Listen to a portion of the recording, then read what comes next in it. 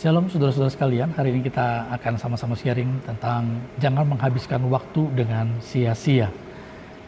Firman Tuhan terambil di dalam Kisah Para Rasul 20 ayat yang ke-16. Firman Tuhan berkata, Paulus telah memutuskan untuk tidak singgah di Efesus, supaya jangan habis waktunya. Garis bawahi kata supaya jangan habis waktunya. Ya, jangan habis waktunya di Asia, sebab ia buru-buru agar jika mungkin ia telah berada di Yerusalem pada hari raya Pentakosta. Nah, kita tahu dari pembacaan Nats yang baru saja kita sama-sama baca, Bapak Ibu Saudara sekalian, bagaimana seorang rasul yang berada di Efesus, ya, ini adalah sebuah kota atau sebuah kota penggembalaan dari Paulus sendiri, namun dia justru memilih untuk tidak terlalu mengambil waktu berlama-lama di sana. Nah, saudara-saudara sekalian, tidak semua jenis kegiatan bisa kita lakukan, sekalipun itu adalah sebuah pelayanan. Saudara, kita perlu memilah-milah mana kegiatan-kegiatan yang dapat kita lakukan, mana yang perlu kita tangguhkan, atau mana yang bahkan tidak perlu kita sentuh. Jadi kita harus belajar sebijaksana mungkin untuk kita bisa melihat apakah hal-hal yang akan kita lakukan ini bermanfaat buat kita? Apakah hal-hal yang akan kita lakukan ini memiliki dampak yang besar atau dampak yang baik buat orang-orang yang kita layani? Saudara, kita perlu belajar untuk bisa memilah-milah dengan baik. Tidak memiliki prioritas, ya, manajemen waktu yang baik, kemudian serta mengenali potensi dan talenta pribadi dapat membuat kita menjadi tidak maksimal, tidak tajam, dan kehilangan banyak hal penting yang sebenarnya dapat kita lakukan. Saudara, pernah nggak kita bertemu dengan orang-orang yang stres, mengeluh dengan apa saja yang tengah dia lakukan? Nah, kebanyakan dari teman-teman kita yang mengeluh seperti ini karena mereka bertabrakan dengan potensi sebenarnya, dengan kemampuan diri yang mereka sebenarnya miliki. Akhirnya yang kita dapati adalah kita tidak dapat berbuat banyak. Ya, mereka, orang-orang yang melakukan sesuatu tidak sesuai dengan kemampuan mereka, tidak dapat berbuat banyak.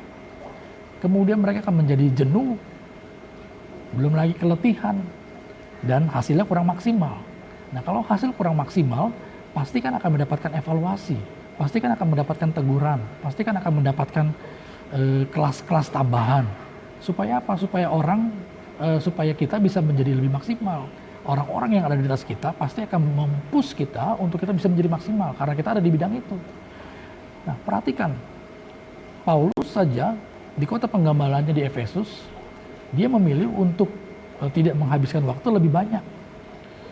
Alasannya sederhana, supaya waktunya jangan terbuang. Ya, supaya waktunya jangan terbuang.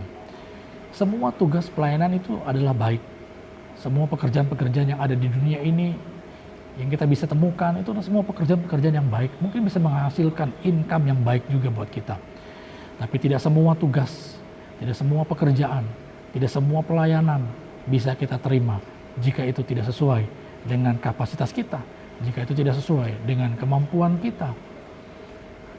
Jadi penting bagi kita untuk mengevaluasi apa-apa saja yang telah kita lakukan saat ini. Coba kita ingat-ingat, apakah semua yang sudah kita lakukan saat ini adalah sudah sesuai dengan passion kita? Apa kita telah menjadi maksimal dengan tanggung jawab yang sedang kita emban saat ini? Bagaimana respon orang? Bagaimana respon atasan kita? Apakah kita mengalami sebuah peningkatan yang signifikan? Kalau itu sesuai dengan potensi kita, sesuai dengan kapasitas kita, sesuai dengan passion kita, pasti itu akan mengalami sebuah peningkatan. Nah, adakah orang lain atau kegiatan lain yang kita korbankan dengan menerima sebuah tanggung jawab yang baru?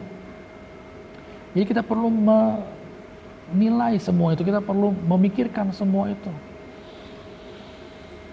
Karena setiap tugas itu, baik itu pekerjaan ataupun itu pelayanan, menuntut sebuah konsentrasi dan komitmen dalam pelaksanaannya. Jadi kita butuh waktu, ya, butuh konsentrasi, butuh komitmen, butuh untuk menghadiri pertemuan-pertemuannya, butuh untuk membuat peningkatan diri kita. Dan semua yang saya sebutkan tadi itu membutuhkan pertanggungjawaban kita. Suatu saat kita harus bertanggung jawab baik di hadapan pemimpin kita, di hadapan sesama kita, maupun di hadapan Tuhan sebagai pribadi yang telah mempercayakannya kepada kita. Saudara, banyak orang yang berusaha untuk mencoba pelayanan atau pekerjaan yang tidak sesuai dengan kemampuan dan kapasitasnya. Tidak punya kemampuan untuk administrasi, kemudian ambil pekerjaan admin di kantor. Pikirnya ya capek di luar, maunya di dalam deh, ngerjain admin nggak apa-apa dah. Enak di kantor, diem ngurusin catatan-catatan, dia nggak tahu bagaimana rumitnya administrasi. Ya, kurang dalam hal berbicara, kemudian maksa diri jadi marketing, berusaha untuk pergi ke sana sini dan berbicara. Masalahnya ngomong, menyampaikan pendapat aja sudah susah. Akhirnya stres sendiri. Akhirnya kita nggak bisa berkembang. Ya, terus kita merasa gagal. Saudara, saya nggak bilang saudara pasti gagal. Bukan seperti itu. Bukan itu maksud saya. Tapi saudara, kita perlu tahu bahwa kita perlu menghabiskan banyak waktu, kita perlu menghabiskan banyak tenaga, kita perlu menghabiskan banyak mungkin biaya yang tidak sedikit untuk mencapai hasil yang lebih maksimal. Nah, kalau potensi dalam diri kita, passion kita saja sudah nggak kesana, untuk apalagi kita memaksakan diri kita untuk melakukan sesuatu yang tidak sesuai dengan passion kita. Untuk apalagi kita memaksakan diri kita mengikuti kelas ini, mengikuti les ini, mengikuti training ini, padahal kita sudah jelas-jelas tahu kalau kita belajar ini akan perlu ekstra tenaga, perlu ekstra waktu. Saudara, mari kita belajar membuat skala prioritas, belajar menata waktu dengan baik, serta kita harus belajar melihat apakah tanggung jawab yang diberikan kepada kita sesuai dengan talenta atau passion yang Tuhan berikan kepada kita. Kalau itu tidak sesuai, kalau itu tidak sama dengan passion kita, lebih baik kita harus berani berkata tidak kepada setiap sodoran-sodoran, tawaran-tawaran yang diberikan kepada kita. Jangan pernah membuang waktu kita dengan sia-sia. Saudara, setiap kita punya potensi hebat yang telah Tuhan berikan. Jadilah maksimal dengan apa yang sudah Tuhan percayakan dalam kehidupan kita. Tuhan Yesus memberkati kita semua. Shalom.